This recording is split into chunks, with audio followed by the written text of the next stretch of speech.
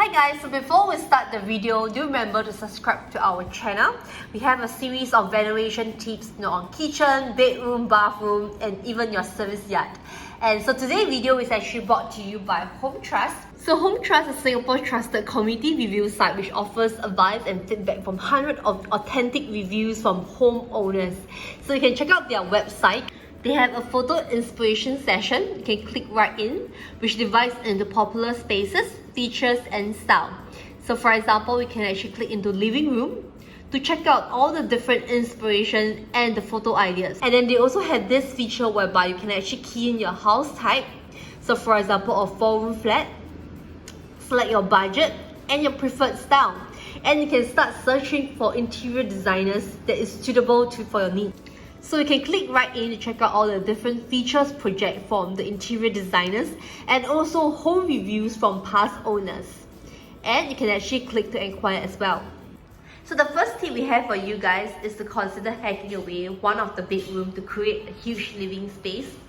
But this will definitely depend on your needs and requirements. So for us, we are okay with just 2 rooms. So the master bedroom and one more common room, for future use if we have kids in the future. So it really depends on you guys, but we are really loving the space right here. Yeah, so the original living room is actually only from there to this part. And so we hack away this wall to create our dining area here. The second tip that we have for you guys is to go bold with the colors.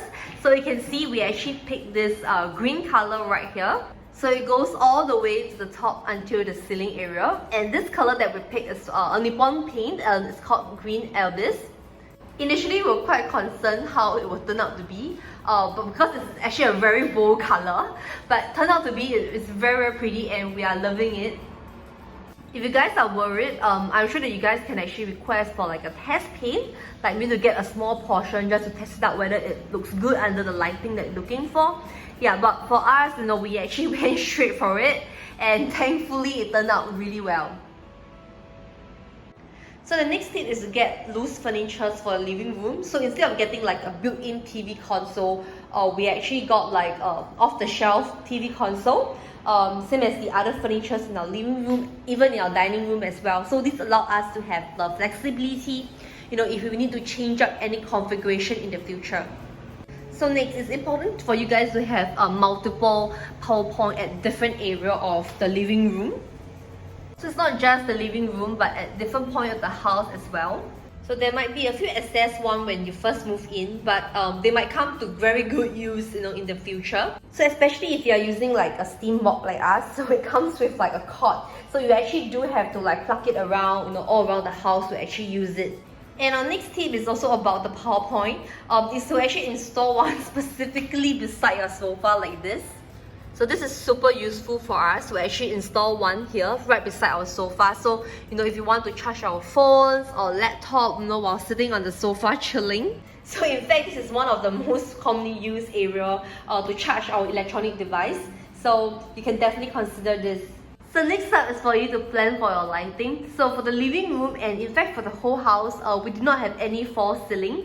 So this allows us to actually keep our high ceiling. So because we are actually on the top floor. So right here on top of our TV, we actually have the track light. We actually got 5 of it. And this is definitely sufficient enough to lit up the living room area. And right here, we have another row of track light at the back of our living dining area. So this is actually to lit up the area at the back. And then we also have a pendant lighting on top of our dining table. On the side note, for this pendant lighting on top of our dining table, it's important for you to take note that you do have to confirm the position of your dining table before fixing this light, because eventually you want it to be in the middle. So for ours, if you can see, right, it's actually slightly towards the right side. This is because we actually shift our dining table a little to actually increase the walking space here. And next up is regarding the ceiling fan. So we actually got ourselves 2 ceiling fans. The first one is right here on top of our sofa area. So this is a huge one. We actually got them from Deco Fan. So the fan right here actually comes with a light as well. So they have 3 different tones. So this is the first one. And then they have 2 more. So this is slightly on the warmer side. And the last one. But we actually hardly on this. So yeah. So for our dining table, we do not have a ceiling fan because of a panel light. So we got ourselves a corner fan. So this is from Deco Fan as well. So initially we have our concern, whether is it even strong enough or is it sufficient to actually, cool the area. But it's actually pretty strong, and our friends did come and feedback and say that, hey, yeah, it's actually worked really well.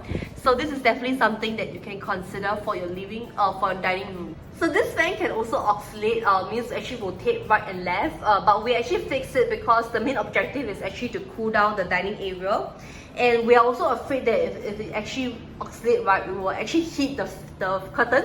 But not really, because we actually keep a safe distance right here. So this is important when you actually want to install your fan, to make sure that you do have like the buffer space. So after planning the lights and the fans, it's time to actually decide on the switches as well. So for this track light here and the fan in the living room is actually controlled by these two switches here. So this is something that you can actually decide. And then for the remaining 3 over there, will be switched on and off from the switch over there. So initially we do have one issue. So this was actually used to control the fan, while this was actually to control the track light. But I felt that it's actually more kind of logical to actually position it like according to their position. Like this is on the left and this is on the right. So we actually got them to switch it over. So this is the switch on this side of the room. So similarly, we actually put the fan on the last one, which is all the way to the end. And we mentioned about our curtains earlier on. So this is actually one of the tips that we have for you guys. So we actually got curtains as compared to getting the blinds, because we do feel that the curtain actually kind of have a very nice and cozy vibe to the house. But I'm sure it depends on the different style and theme that you're going for. So in our case, we actually got 2 different curtains. One, this is actually the day curtain. And then we also have one that is full blackout. And for the maintenance, right, it's actually pretty straightforward with curtains. So we can actually take it down and throw them into the washing machine, or we can actually use our steam mop to kind of like, iron them. Some of you guys are asking, why didn't we actually choose to fix our curtain all the way to the top? I mean, the good thing is that it does make your entire house look taller and the window look longer. But because we actually got this kind of like this accent wall thingy, so no, we actually love it so much, so we decided to actually keep it this way. And yeah, I think the overall look and feel, it still looks very pretty. And lastly, I want to share with you guys this invisible grille that we installed for the house. So this is actually to future-proof, so for children in the future. So we do have to install this. So we just thought that might as well we actually do everything together during our renovation.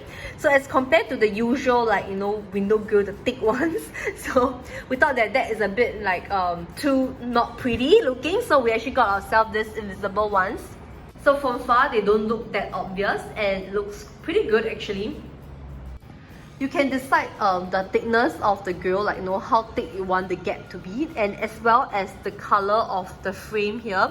So we actually went down to the shop and picked one that is very similar to the window grille that we had from the HDB. So just to make it like matchy matchy.